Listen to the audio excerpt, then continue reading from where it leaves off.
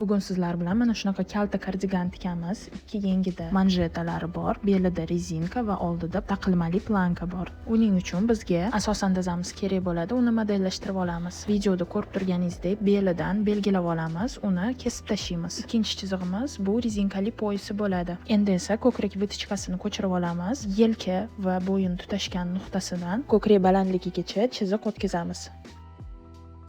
Va yana shu yelka va bo'yin tutashgan nuqtasidan oldiga shunaqa qiya chiziq qilib chizib olamiz beligacha. Ana endi orqa detalidan yeng qurishni boshlaymiz. Uning uchun yelka tugagan nuqtasidan yeng uzunligini to'g'ri chiziq qilib belgilab olamiz. Yeng kengligi esa men 20 sm oldim. Sizlar ko'proq olishingiz mumkin, bu ixtiyoriy. Endi bel nuqtasidan yeng kengligigacha mana shunaqa ravon chiziq o'tkazamiz. E'tibor bering, mana shu joyda 90 gradusli burchak hosil bo'lishi kerak sizlarda ham. Vitichkamiz tikilmaydi. Bu esa qo'shib tikiladigan poyas bo'ladi. Ichidan rezinka o'tkaziladi. Orqa qismimizni modellashtirib oldik. Uni kesib olamiz va oldi qismiga o'tamiz.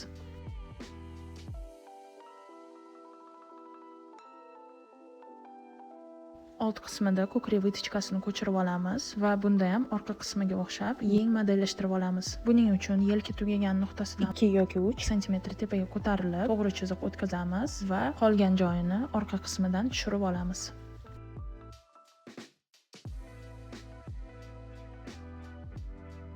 Old qismimizni modellashtirib oldik. Bunda ham bel vitichkasi tikilmaydi, ko'krak vitichkasi esa tikiladi.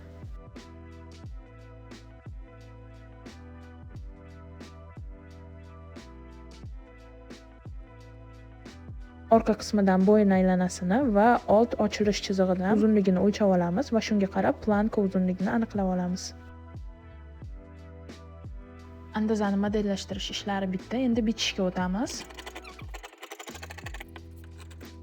Orqa bitta yaxlit detal qilib bichib oldik. Oldida esa 2 detal bo'ldi. Bichayotgan paytingizda albatta chok haqqini berishni unutmanglar. Ko'krak vitichkasini kesib olamiz. Vitichkasiga ham albatta chok haqqini qoldirish kerak. Qo'shimcha beliga poyas, yenglariga manjet va oldiga planka bichib olamiz. Hammasini kengligini xohlaganingizcha qilsanglar bo'ladi. Bu sizlarning furniturangizga va xohishingizga qarab bichiladigan detallar. Tikilishi juda ham oson. Ko'krak vitichkalaridan boshlaymiz.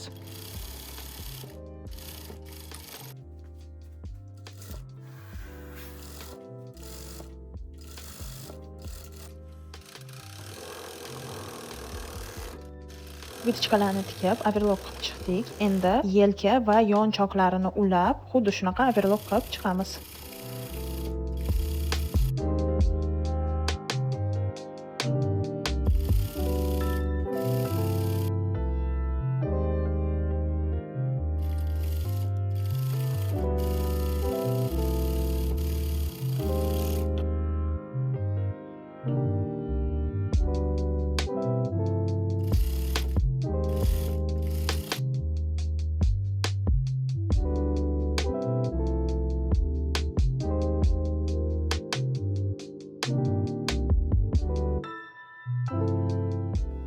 Mana shu joygacha tikilgan hamma choklarga dazmol bosib chiqamiz.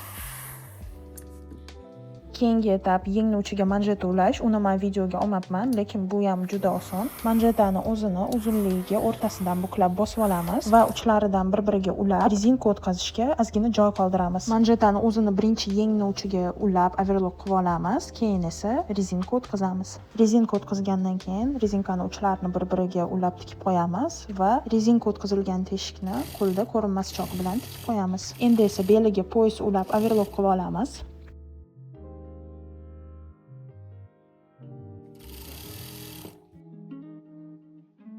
Poyas orasidan rezinka o'tkazamiz.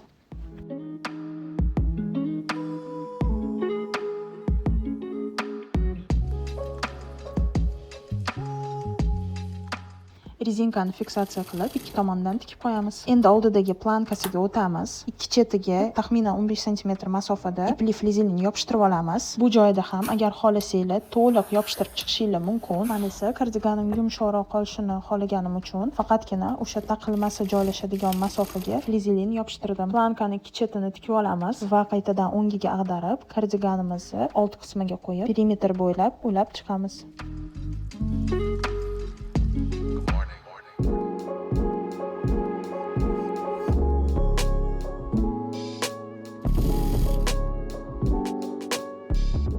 ulagan chokimizni agrilib qilib olamiz.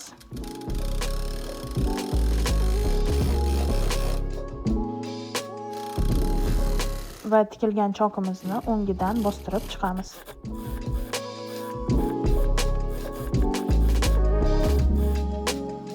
Kardiganimiz tayyor. Yakuniy namlab isitib ishlov berish jarayoni qoldi. Barcha choklarga yaxshilab dazmol bosib chiqamiz.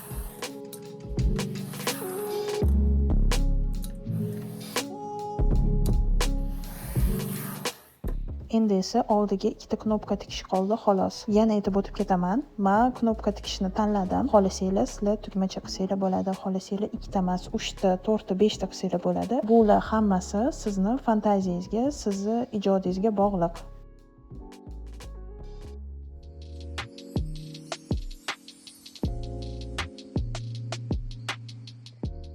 Shu bilan kardigan tayyor. Yakuniy obzor qilamiz. Yenglarida manjetalari rezinkali, belida rezinka, oldida ikkita knopkali taqilma. Albatta kardiganni tikib ko'ringlar, natijalar bilan bo'lishsanglar juda ham xursand bo'laman.